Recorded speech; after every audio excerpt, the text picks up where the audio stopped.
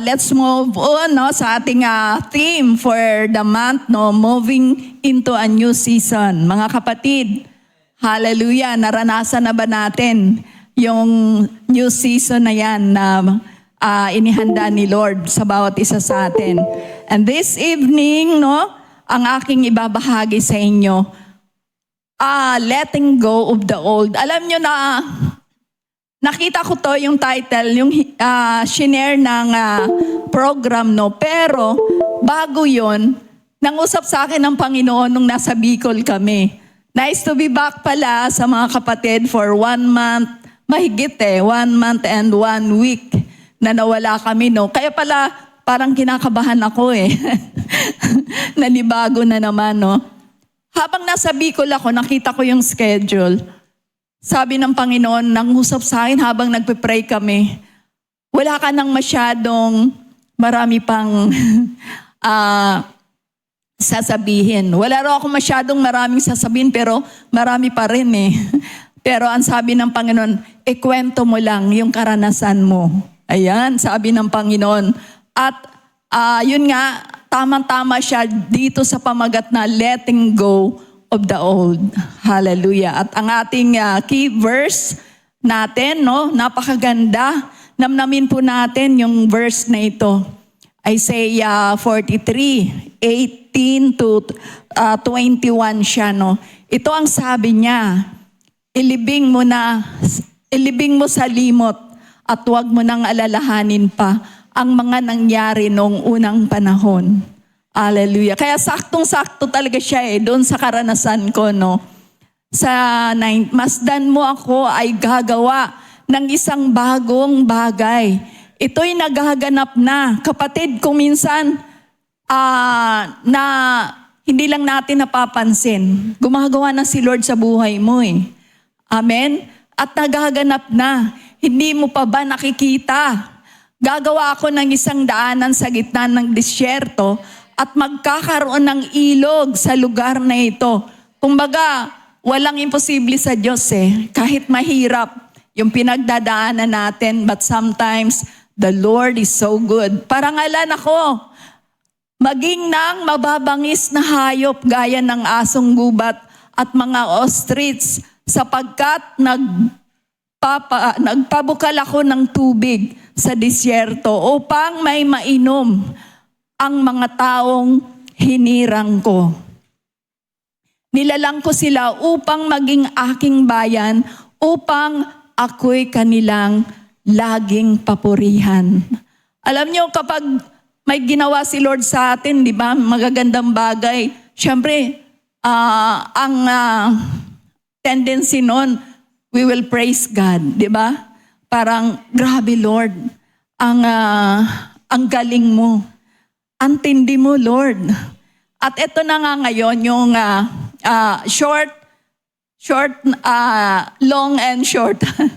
Medyo long or short testimony ko, Sabi kasi, inano ng Lord sa akin, the Lord reminded me to those old days. Kasi sakto dyan sa verse, pinaalala sa akin ng Panginoon nung aking kabataan. Ay, ang tagal na nun, Kasi yung kabataan ko pa, during elementary days pa to. Kaya bilangin nyo na lang. At during that time, halos yung mga panahon na yan, sobrang hirap. Kaya pala, yun yung sinabi ng Panginoon, ikwento mo lang. Tamang-tama kasi siya sa verse. Nakalimutan ko na yung nakaraan, Yung panahon na yon ng aking kabataan, sobrang hirap,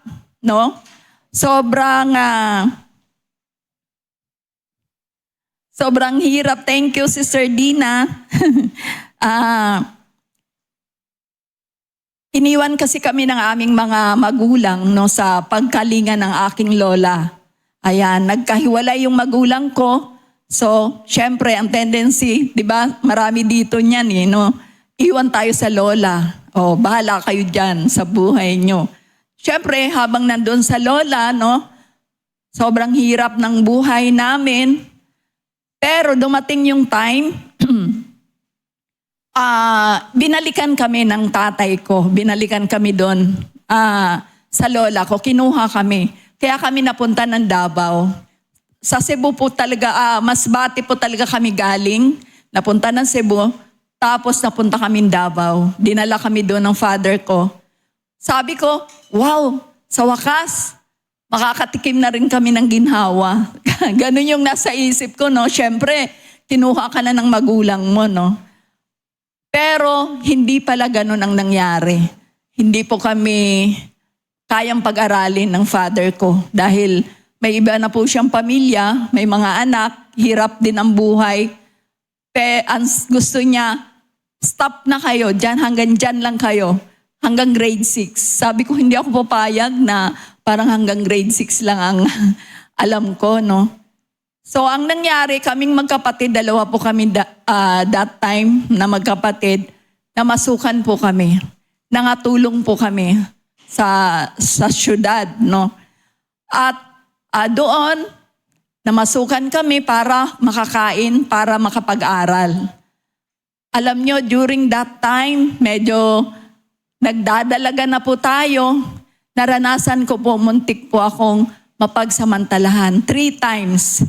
Na laging gustong may magsasamantala sa akin.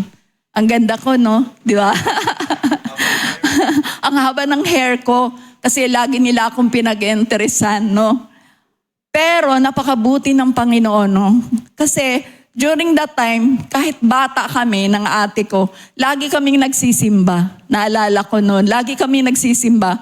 Though sa mali pang pananampalataya dahil hindi pa kami nagkaroon ng tamang relasyon sa Panginoon, lagi kami nagsisimba. Kahit malayo yung simbahan, naglalakad po kami, basta makapagsimba lang kami. And then, yung mga pangyayaring yon, yung muntik ma-rape, yung muntik na mga disgrasya na ganito, the Lord protect us. Lalong-lalo ako, no, na protektahan po tayo ng Panginoon. And then, pinaalala ng Lord sa akin yung Isaiah pa rin, no? Isaiah 43, verse 1. Sabi ng Panginoon, Israel, ito ang sabi ni Yahweh, no? Na lumikha sa'yo, huwag kang matakot. Huwag kang matakot sapagkat iligtas kita. Tinawag kita sa iyong pangalan, ikaw ay akin. Next, sabi diyan, kapag dumaan ka sa malalim na tubig, sasamahan kita. Tumawid ka man sa ilog, hindi ka malulunod.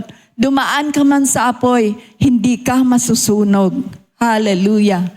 Next, sapagkat ako si Yahweh na iyong Diyos, ang banal na Diyos ng Israel na iyong tagapagligtas. Hallelujah.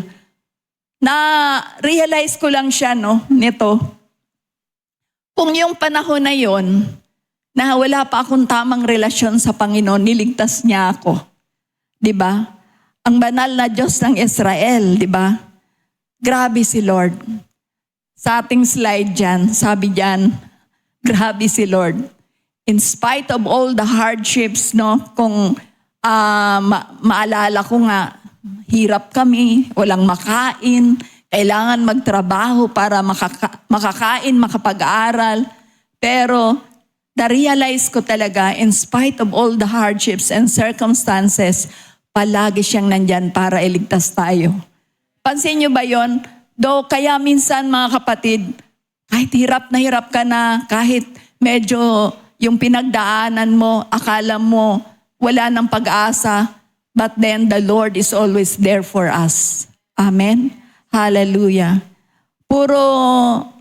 During that time, no, syempre, punong-puno tayo ng galit. Punong-puno ako ng hinanakit sa magulang ko, lalong-lalo na. Bakit nila kami iniwan? Bakit pinabayaan nila kami? Bakit hindi kami pinag-aaral? Maraming bakit, no? Lumaki, marami ang hinanakit sa magulang. Hindi sana kami pinabayaan, hindi namin sana pagdaanan yung mga ganong bagay. Hindi sana ako mamuntik mapagsamantalahan. Unti-unti, until one day, alam nyo ba? Until one day, nakilala ko yung Panginoon. Grabe, grabe si Lord. Kung nung una, sabi ko nga kanina, kung nung una, ganun na yung pinaranas sa akin ng Panginoon, yung pagmamahal sa akin ng Lord, how much more this time. Na kilala ko siya, na may tamang relasyon na ako sa Kanya. Kaya sabi sa salita ng Diyos, next slide, alam nating sa lahat ng bagay, gumagawa ang Diyos para sa mabuti. Kasama ng nagmamahal sa Kanya. Silang tinawag ayon sa Kanyang layunin. Kaya kung minsan may mga pinagdadaanan tayo, may circumstances tayo, pero alam ng Diyos yan eh. Gumagawa na siya ng hakbangin for you and for me, no? Akala mo lang pinabayaan ka ni Lord. Pero tandaan mo kapatid, hallelujah, kasama mo siya every step of the way. Yun pala, no? Yung pala, inayos din ng Lord lahat ng bagay. Lahat ng bagay sa buhay ko, relasyon ko sa magulang ko. Kasi di ba nakilala ko na siya. Relasyon ko sa father ko, relasyon ko sa mga kapatid ko. Na during that time, punong-puno ako ng hinanakit, galit, no? For almost 30 years na hindi ako umuwi sa amin. Hindi ako nagpakita. Pero nung nakilala ko ang Panginoon, muli ko silang binalikan.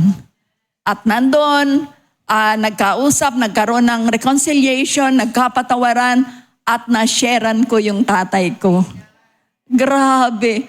Alam nyo, 1 week after na na-sharean ko ang tatay ko, 1 week after, namatay po siya. Talagang may purpose, no? Kaya napauwi ako at doon, nagkaroon kami ng reconciliation ng father ko. Umiiyak po siya habang sinisharean ko siya. Binahagi ko sa kanya ang Panginoon. Nagulat po ako, umuwi na po ako ng Maynila. 1 linggo lang, namatay pa lang tatay ko. And I believe right now na kay Lord siya. Amen. Sabi nga ni Elder August, walang aksidente sa Panginoon. Amen. Hallelujah. Lahat ay nagkalakip-lakip, di ba? Sabi diyan, lahat ay gumagawa ang Diyos para sa mabuti. Kasama ng nagmamahal sa Kanya, silang tinawag ayon sa Kanyang layunin. Kapatid, tinawag ka ni Lord ayon sa Kanyang layunin. Amen. Hallelujah. Next slide, sabi ng Lord, letting go of the old, di ba? Harapin ang bagong buhay, sabi niya sa akin. Personal po yung mga words sa akin ng Panginoon, no? During that time na nandun kami sa Bicol. Bagong buhay, nakasama ako ng pamilya mo. Kasama niyo ako, sabi ng Panginoon. So moving on to a new season into your life. Grabe. Sabi, sobrang naiyak ako sa sinabi ng Panginoon eh. Kaya tama yung sinabi sa salita kanina, yung binasa natin, sinulat ko lang ulit para mabasa natin, ilibing mo sa limot at huwag mo nang alalahanin pa ang mga nangyari noong unang panahon. 'Di ba? Yung nangyari nung bata ko, yung mga regrets, yung mga hinanakit, yung mga kung ano-ano, no, masasakit. Kaya mga kapatid, kung may nakasakit sa atin, kung may nasaktan tayo, letting go and let God. Let go and let God. Amen. Hallelujah. But sometimes, sabi nga ni Pastor Tony, naging complacent na tayo, nagpabaya na tayo, relax na tayo, pa-relax na, okay na eh. 'Di ba? Siguro that time, ganun yung ginawa ko. Relax lang, okay na lahat eh. Ito na yung pamilya ko, okay na relasyon ko sa mga kapatid ko, okay na father ko, no? Though pumanaw na siya, pero na kay Lord siya. Nag-relax po tayo. And then, one day, umatake po si Taning, ang kaaway. Mag-ingat po tayo, no? Minsan, umaatake yan. May nagbabounce back, hindi natin namamalayan. Pag hindi tayo aware Kaya pala laging sinasabi ni Lord, no? Alam nyo ba kung anong nangyari? Yung anak ko, no? Si Kat, nagkaroon ng anxiety. Naranasan niya. Hindi lang natapos doon, yung pangalawa, si Jack, nagkaroon din siya ng anxiety. Inubos po kami. Pangatlo, ako po, nagkaroon din po ako ng anxiety. I never questioned the Lord. Alam ko, may purpose siya. During that time, no, nung naranasan ko yon, kasi nagsalita po ako. Ano ba kasi yung anxiety na yan? Arte-arte lang yung mga inatake. Ganon yung sinabi ko. Pero alam nyo, siguro narinig ng Diablo, no? Pinarahan na sa akin. At grabe po pala yun. Hindi mo makontain kapag, kapag naranasan mo. Pero alam nyo po ba, after that, pinaranas sa akin ng Lord, the same problem ang naranasan ko. Yung pala, may lumapit sa akin na isang tao, nagpa-counsel, same problem sa dinanas ko. Kaya di ba sabi nga natin nga, lahat ng bagay talaga nagkalakip-lakip, no? Minsan ipaparanas sa atin yan para pagdating ng time, pwede mo rin may advice doon sa mga taong dumanas din na same sa buhay mo. So sabi nga sa salita ng Diyos, dumarating ang magnanakaw para lamang magnakaw, pumatay, manira, kapatid. Pero anong sabi diyan? But the good news is, sabi ni Lord, naparito ako upang ang mga tupa ay magkaroon ng buhay. Buhay na masaganang lubos. Praise God. Hindi kasi natapos doon eh. Yes, may mga challenges, may circumstances, may kaaway kasi tayo. Kaya sabi ni Pastor Pin, kaya laging nire-remind sa atin, lagi tayong nasa presensya ni Lord. Lagi tayong manalangin. Amen. Hallelujah. Sabi nga ng Lord, just draw near to me and I will draw near to you. Kapag may mga dumarating na sitwasyon, lapit lang kay Lord. Sabi diyan, no, iwanan natin yung nakaraan, lahat ng masasama at masasakit na experience natin. Sabi ng Lord, letting go of the old. Sabi doon sa verse 19, di ba? Masdan mo, ako ang gagawa ng isang bagong bagay. Ito'y nagaganap na, hindi mo pa ba nakita? Gagawa ako ng isang daanan sa gitna ng disyerto at magkaroon ng ilog sa lugar na ito. Kapatid, it speaks of blessing ng Panginoon. Kasi minsan, hindi lang natin napapansin, ang dami na palang blessing ng Panginoon. Hallelujah. Kanina, no, nagulat po ako kasi yung nagbibigay po sa amin ng love gift na mula sa Canada, nahinto na po yun. Siguro mga 5 months ago na nahinto na. And then kanina po nag-message sa akin yung pastor, sis, may GCash ka ba? Wow, you know, GCash. Sabi ko, meron po yung sa anak ko, doon niya kasi hinuhulog yun. No? Same ba? Same po. Ayun, may naghulog po. Blessing eh. Amen? Grabe si Lord. Amen. Hallelujah. Thank you, Jesus. At magkaroon ng, sabi nga, anong sabi sa next verse natin, no? Now to Him who is able, di ba?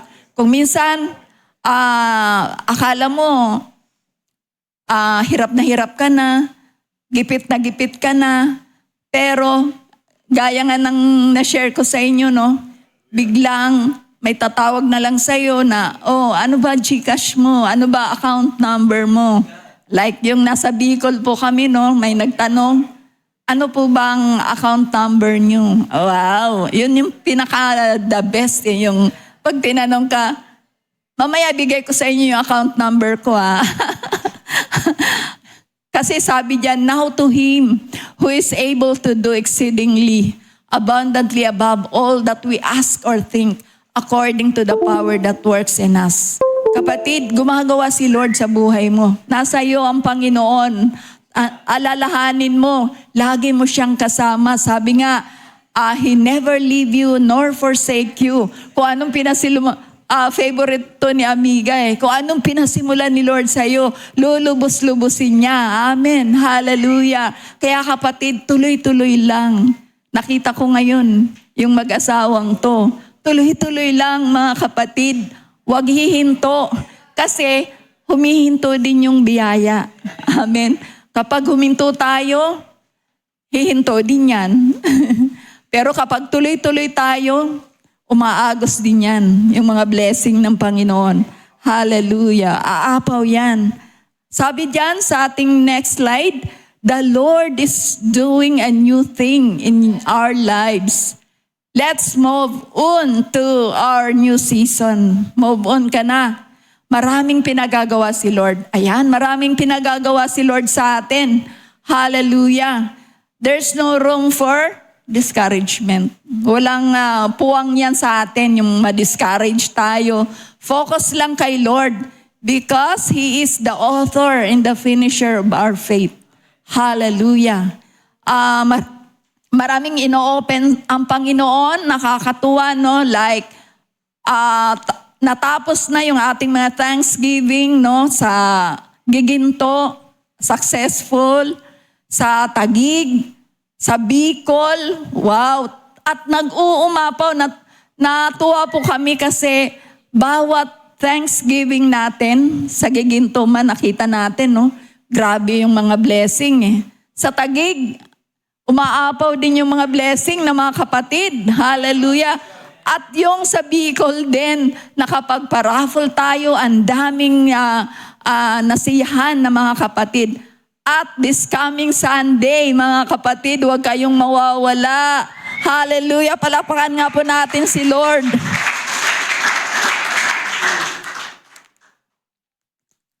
Nakita nyo ba yung mga nasa likuran? Nihanda na yan para sa atin. Sa mabunot.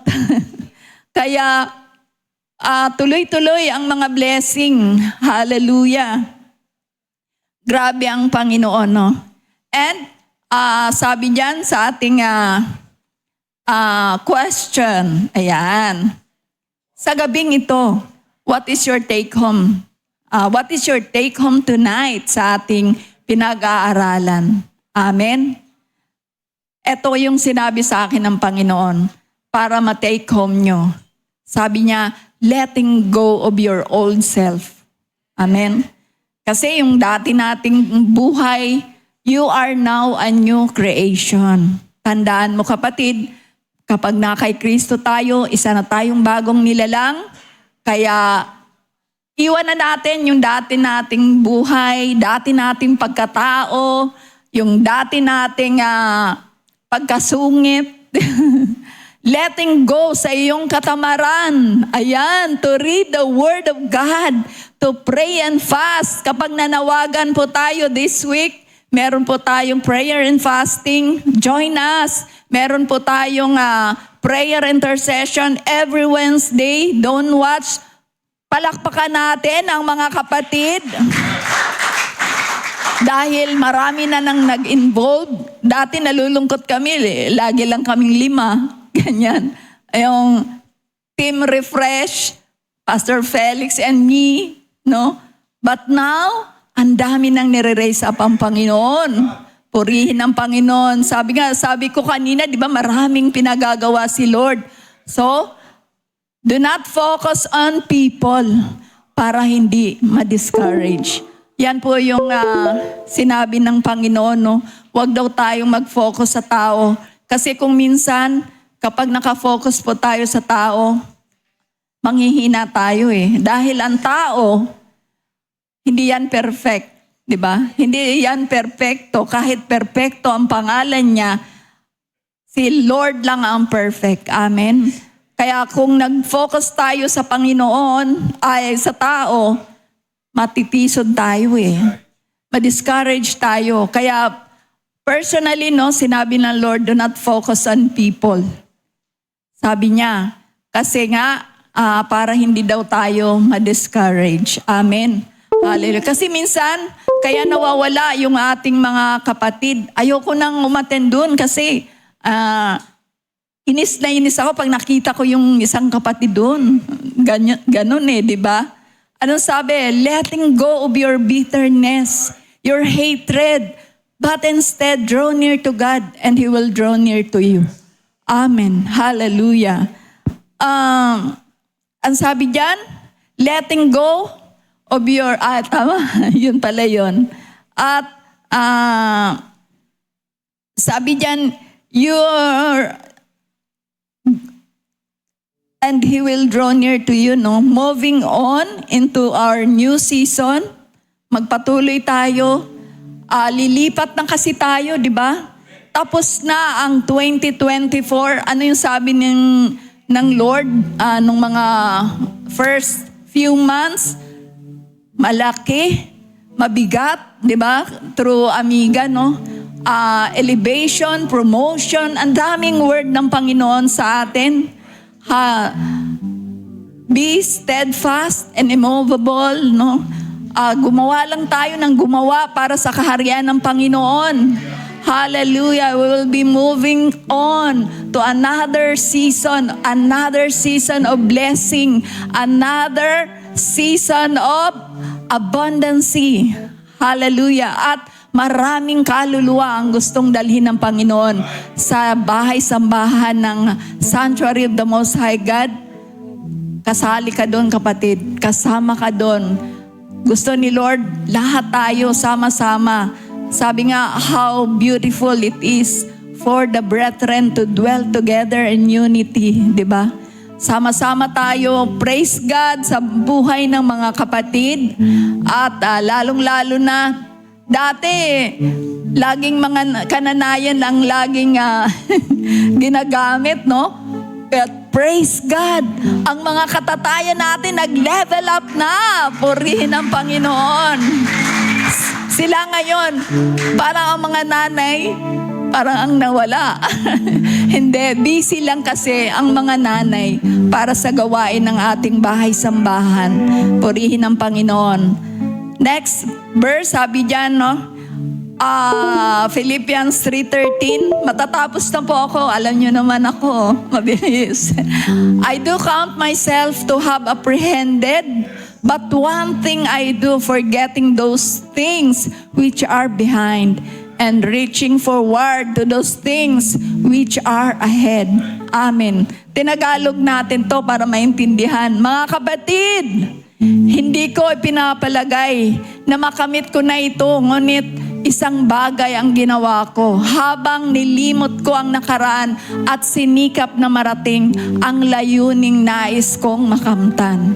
Kapatid, ang daming gustong gawin ng Panginoon sa atin. Each and every one of us gustong gamitin ng Panginoon. Kaya iwan na natin yung dati nating buhay. Yung buhay natin na pa-prente-prente, buhay natin na ayaw magbasa, ayaw ma-involve, maki-involve, no?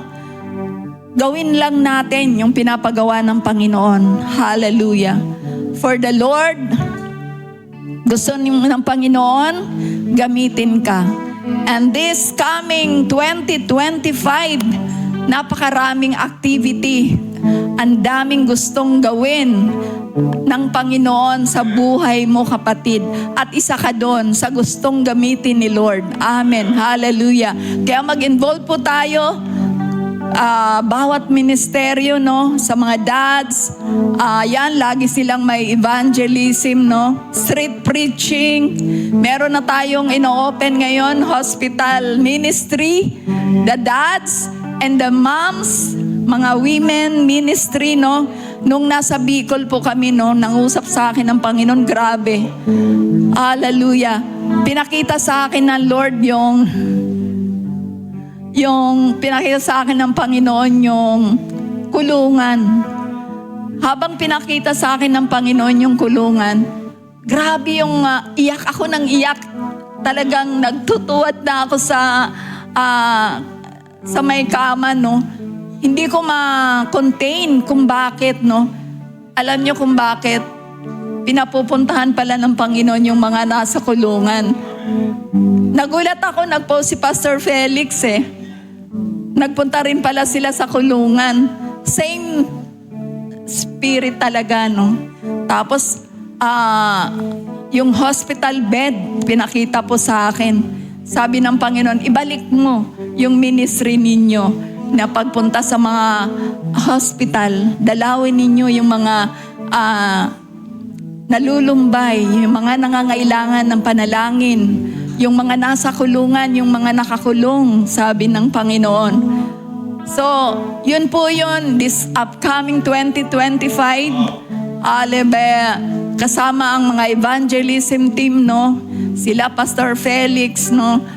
At we hope and we believe, sama-sama tayo manalangin every Wednesday. Don't watch natin, 5 a.m. yan. And every Saturday, 7 a.m. yan. Mag-join po kayo sa amin. And every month, magkakaroon po tayo ng prayer and fasting. Ayusin po yan ni Pastor Felix ang ating schedule, no? Kasi yan po yung pinagagawa ng Panginoon sa atin. Amen po ba? So, palakpakan po natin ang Panginoon. Praise God.